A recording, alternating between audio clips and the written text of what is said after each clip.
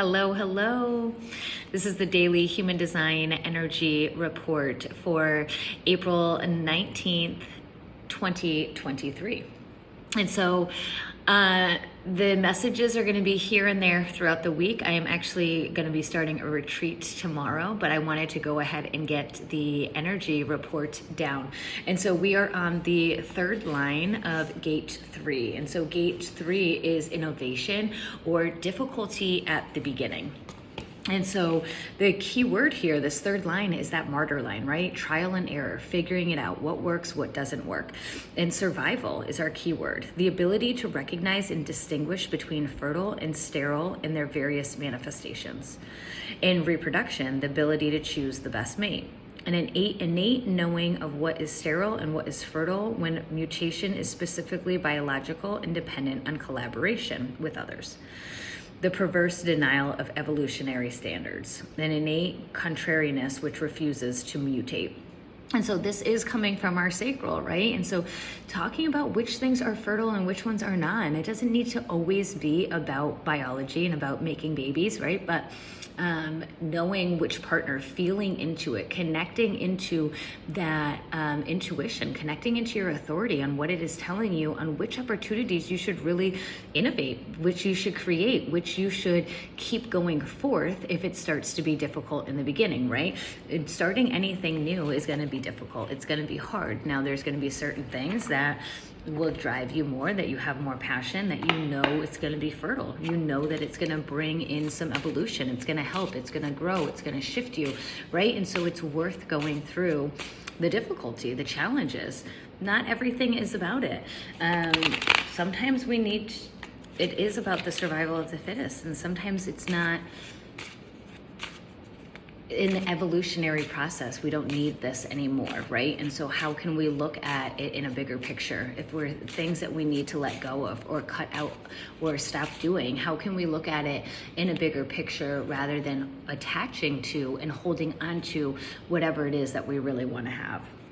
And so we have to come back into our instinct, right? Just like I said, listening to the gut, listening to our intuition, listening to our instinct, coming from the spleen, really knowing our spleen is all about protection. Our spleen is our instincts. It is all about reproduction and wanting to carry the next thing down the line, right? In that generational stance. And so tying the spleen and the sacral together to really tap into our gut, tap into our instincts. What are the things that we really want to keep utilizing, keep innovating, keep shifting and evolving, because it is it's beneficial for everybody, right? It's beneficial for all, beneficial for the majority. And so really learning how to have a bigger picture in this energy, in this gate today, not just for us, but also for the bigger picture of the collective. So I only brought 2 decks with me on my trip. We're gonna pull a White Oracle card as well. And so we get the Eagle Eye. The Eagle Eye, look at how beautiful. 42 Garuda Suparna. And so let's see what this eagle opened right to it. Cultivate confidence in yourself. You have the inner spiritual power to deal wisely and effectively with any situation. Don't allow anyone to take advantage of your kind nature. Reflect upon what action feels best for you to take and then follow through with decisiveness. Do not allow negativity to get a grip of your life. Positive energy and outcomes are indicated. Garuda is the mystical king of the birds, the mighty eagle-like divine creature celebrated in the spiritual traditions of the East. In Sanskrit, Suparna means to have powerful wings and fly well. This has spiritual significance as the Garuda can cover great distances and reach tremendous heights. Its earthly counterpart, the eagle, is said to have the powerful winds of the storm to fly above it rather than get caught up within it. The eagle spirit is the wisdom teacher, one who advises how to utilize the storms of ego to fuel your capacity to rise spiritually, to face problems head on, and to use them to heal and grow. The eagle seeks higher sanctuary, where negativities can be dealt with before they cause further problems. Another Sanskrit word, according to Garuda, is Vishara, which essentially means to conquer of poisons.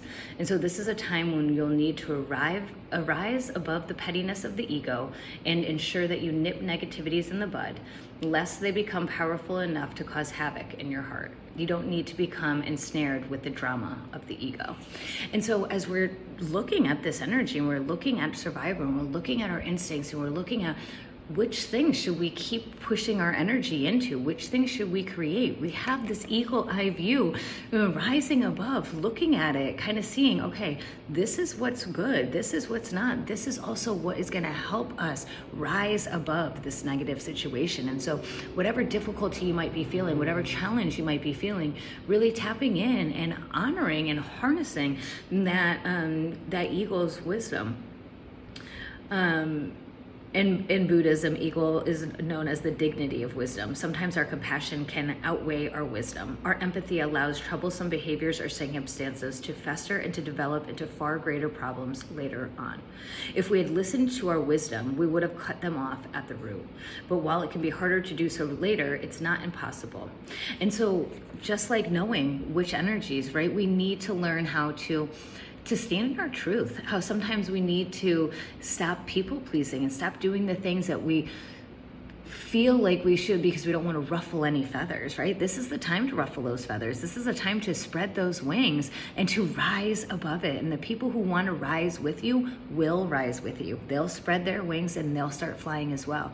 It's time for us to stop playing small and to really honor our uniqueness, honor our authenticity, and open those wings and fly high. Let me know how these messages resonate with you in the comments down below. Please subscribe to the channel, like these videos, share them with friends who want to start living life in alignment. You can also reach out to me via Christine@essentialstrong.com if you'd like to set up a private reading. Sending you all so much love.